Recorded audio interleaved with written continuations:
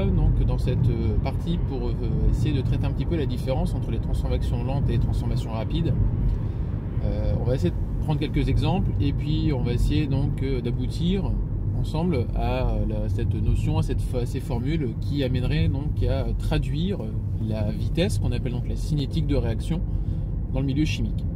Alors on va distinguer donc ce qu'on appelle les transformations lentes et les transformations rapides uniquement lorsque on est capable de les définir et de les suivre à l'œil nu. Alors les transformations rapides, c'est les réactions de type précipitation, titrage, dosage, pour lesquelles en fait on a des réactions où à l'œil nu, voilà, ça se fait de manière quasiment instantanée. Et les réactions lentes, des réactions de type biologique, oxydoréduction, c'est des réactions qu'on est capable de suivre à l'œil nu avec un chronomètre. On peut voir l'évolution d'apparition d'un précipité, on peut voir un changement de couleur, une disparition de couleur ou des apparitions de gaz. Bref, on voit apparaître ou disparaître des réactifs, des produits, au fur et à mesure de manière contrôlable dans le temps.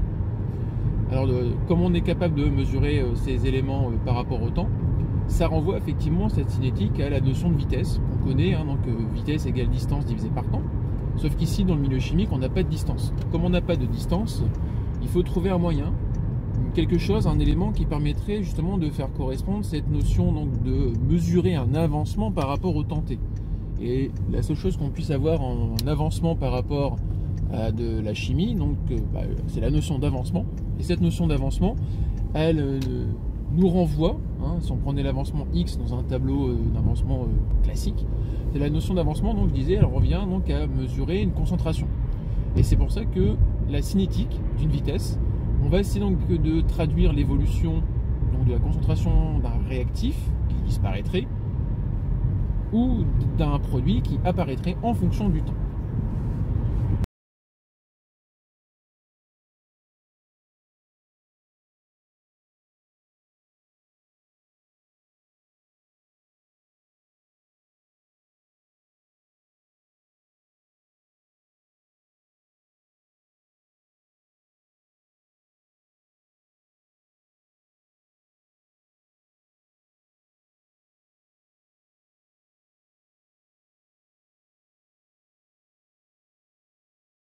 Avant de passer l'étude des courbes à l'étude un peu plus approfondie, on va essayer donc de définir ce qu'on appelle des facteurs cinétiques.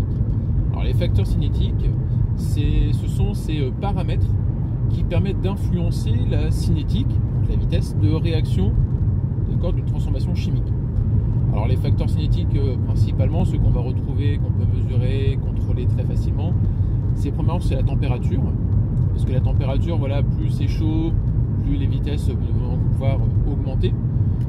Sinon, lorsqu'on va diminuer la température, ça va diminuer en cinétique. Alors on peut prendre un exemple quotidien pour ce premier facteur cinétique, c'est l'exemple du réfrigérateur. Un réfrigérateur, si on met les aliments à des températures très basses, donc on est entre 0 et 5 degrés, on ne parlera même pas du congélateur où c'est pire, un congélateur on est dans les moins 20, et bien en fait c'est parce que le fait de diminuer la température, ça fait chuter très fortement donc la cinétique d'évolution d'un produit, d'une réaction chimique, et non dans notre exemple, c'est la dégradation des produits dans le temps. Donc ça, déjà c'est la première chose au niveau de la température. Le deuxième facteur, c'est la concentration. On va essayer de montrer les différents TP avec les exercices, les évolutions des études, de voir que plus la concentration sera forte et sera grande, plus la cinétique va être rapide. Alors on pourrait essayer un petit peu de l'imager, hein, c'est que voilà, plus je vais avoir de quantité de matière à réagir, hein, plus j'aurai d'espèces, ioniques, atomes, molécules, forcément je vais avoir plus d'interactions dans le milieu, et plus j'ai d'interactions, plus ma cinétique est grande. Et à l'inverse, plus ma cinétique sera faible, ça me renvoie à l'idée que mes concentrations sont petites. Un des autres paramètres qu'on pourrait évoquer, mais qu'on ne va pas contrôler ici sur nos évolutions en terminale, c'est la notion de pression.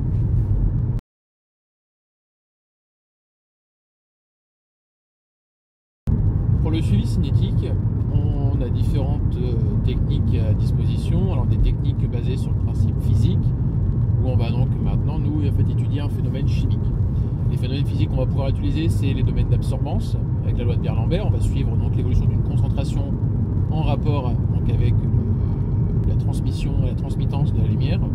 On peut suivre aussi cette concentration par le biais de la conductimétrie, mesurer en fait, donc la capacité du passage du courant électrique dans un réaction, car les espèces qui vont être produites et les espèces qui vont disparaître ne vont pas avoir la même capacité de conduction électrique, n'ont pas finalement cette même conductivité molaire. Donc ce sont des paramètres, par exemple, 2 à disposition, en tout cas pour cette année, qui permettraient de suivre la cinétique. Alors pendant l'étude, on se retrouve très souvent avec des courbes qui ont la forme du graphique que je vous présente à côté. Dans ces graphiques, que ce soit donc une vitesse d'apparition, une vitesse de disparition, donc on va donc observer similairement les mêmes phénomènes. Alors là, on va prendre le cas où on suit la production du produit, on va suivre la cinétique d'apparition. On va donc avoir une phase de croissance, plus ou moins abrupte, ça va dépendre finalement des facteurs cinétiques, des concentrations, de l'échelle.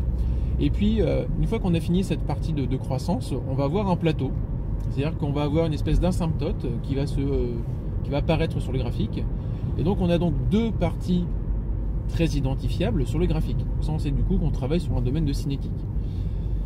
La pente de la partie croissante va correspondre à la cinétique de la réaction.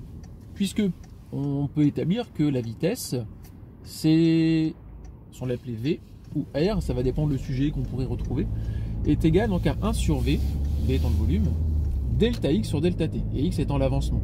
Alors ceux qui trouveraient dans notre littérature des formules, on va trouver que la vitesse, c'est la variation de la concentration sur la variation du temps. Donc un D concentration sur dt, ou un delta de concentration sur dt en fonction de la précision du sujet. Donc sur ce graphique, nous ce qui est intéressant, c'est de trouver le point de flexion. Et le point de flexion, d'accord, va permettre de montrer que voilà, à cet endroit-là, on va commencer à avoir une cinétique qui ralentit. Donc on pourrait mesurer, si on faisait des tangentes, un petit peu comme sur la courbe de pH-métrie, de voir qu'à chaque fois la tangente va s'aplatir tout doucement. Et donc on va, si on peut comprendre que la tangente s'aplatit tout doucement, et bien c'est parce que ma cinétique va ralentir progressivement jusqu'à ce que j'arrive à cette asymptote.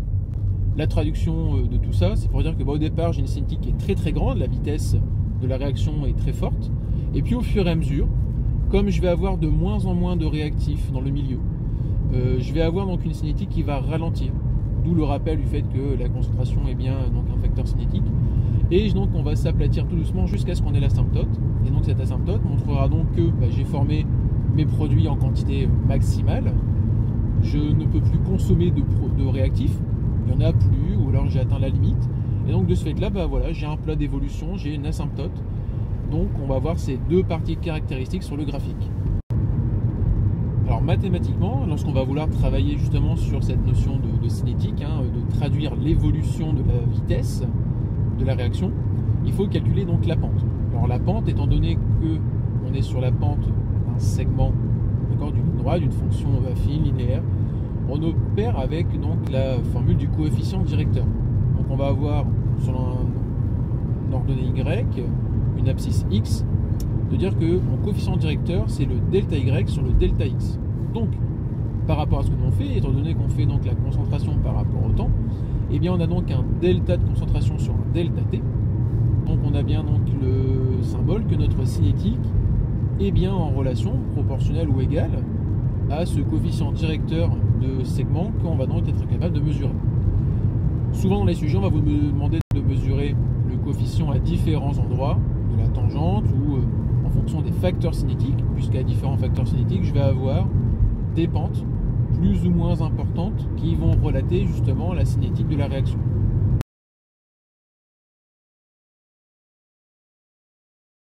Alors une donnée qui est très importante sur un graphique de cinétique, c'est de trouver ce qu'on appelle le temps de demi-vie. Le temps de demi-vie, c'est le temps caractéristique d'une réaction chimique qui va montrer, qui va donc donner comme information, lorsqu'on est à T1,5, que c'est le temps qui a été nécessaire pour que la quantité de produit initial ait diminué de moitié. Alors c'est pour ça qu'on va voir la formule de dire que voilà, la concentration à T1,5 est égale à la concentration 0 initiale divisée par 2. Donc de ce fait là, on arrive à retrouver la concentration à T1,5 où on peut retrouver la concentration initiale avec ce temps caractéristique.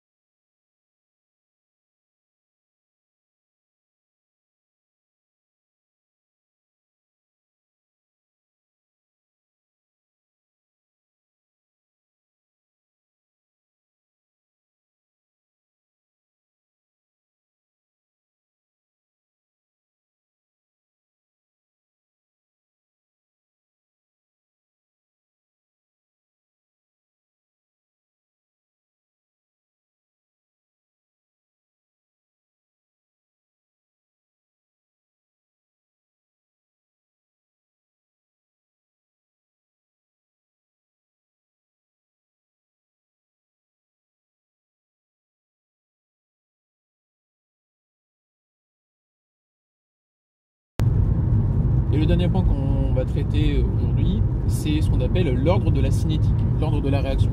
Alors la réaction, normalement, on peut les écrire d'une deuxième façon, hein, c'est cinétique, à savoir que V serait égal à K, un facteur cinétique, que multiplie la concentration de chaque réactif multiplié entre eux-mêmes, et chaque réactif, et on lui associe en fait un exposant, une valeur de puissance. Alors généralement on les appelle alpha, bêta, gamma, dans l'ordre qu'il y a le nombre de réactifs.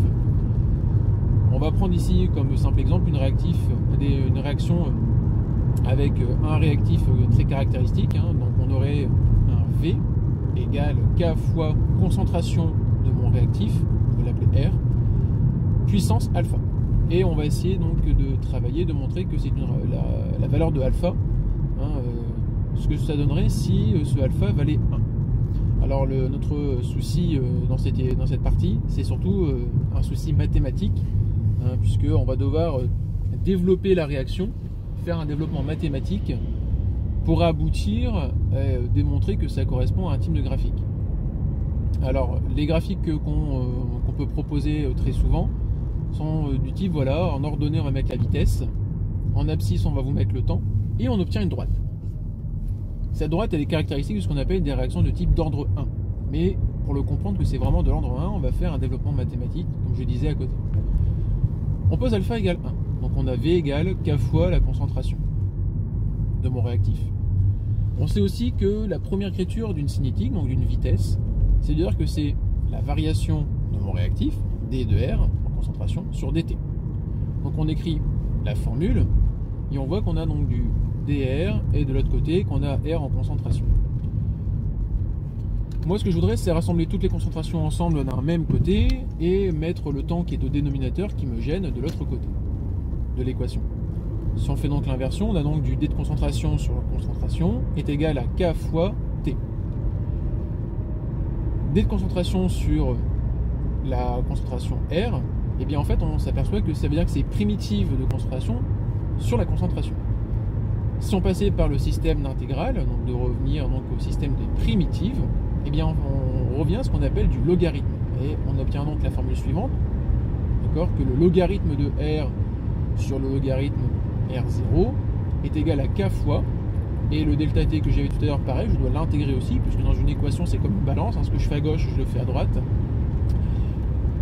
K fois, donc je disais, T moins T0. T0, d'accord, c'est une valeur de borne, d'accord, pour l'intégration. T également, c'est la deuxième, hein, c'est celle qui m'intéresse aujourd'hui, c'est mon paramètre. Souvent T0, pour se faciliter la vie, eh bien en fait on l'a pris égal à 0, c'est l'origine du temps. On obtient donc la relation de dire que ln de la concentration R est égal à K fois T plus le logarithme de la concentration R à 0. Alors plus parce que voilà, quand on est au dénominateur du logarithme, partie gauche j'aurais été avec un moins, si je passe de l'autre côté j'ai un plus. Mais cette fonction, ça veut dire, ça me montre bien que le logarithme de R peut correspondre en fait à une valeur Y, donc une valeur d'ordonnée, que le T pourrait être une valeur d'abscisse, ça pourrait être un X, donc je me retrouve avec une forme mathématique qui serait du type Y égale à X plus B. Donc je retrouve bien, à travers ma fonction logarithmique, quelque chose, donc une fonction linéaire, affine, et donc j'ai bien une droite, comme le graphique le présentait tout à l'heure. On a donc la démonstration de dire que voilà, si ce graphique est linéaire, alors c'est une réaction de cinétique d'ordre 1.